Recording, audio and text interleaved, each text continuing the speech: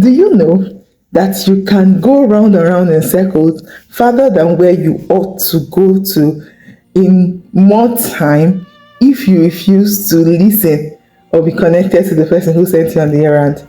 Let me share a story with you. By the way, welcome to Live Up Moments with Precious.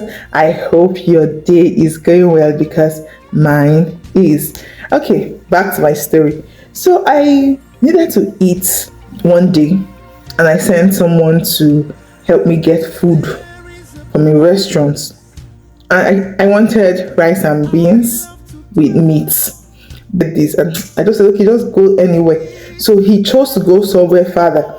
As he just stepped out of the room, I remembered that there was a restaurant close by that I saw rice and beans the previous day.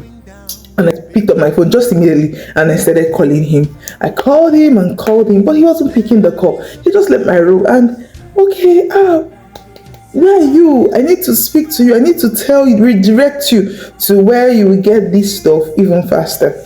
But he didn't pick. So I had to stop calling until he got to the other location, which was farther than where he was. That was when he called me back. And it just made me realize, I just got a light bulb moment, that how many times have we gotten a word from God and start to run without being connected to the source of the word? A very good example of this that we should emulate is David. David would ask God, God, should I go? Should I pursue? Should I overtake? You know why? Because the strategy of God per time, it changes per time. So God could tell you go, but he doesn't just intend that you go and start pursuing. He wants you to go and stand still and see the salvation of God. So if you just start and you go in your own strength, voila, you will just maybe end up making it more difficult than it should normally be, or going farther than God. So every single time we need to be connected to the source. If this young man had picked up the call, he would have just gone a few blocks away from where I was and gotten what I needed. But he had to travel far, he had to go far in search of this same thing.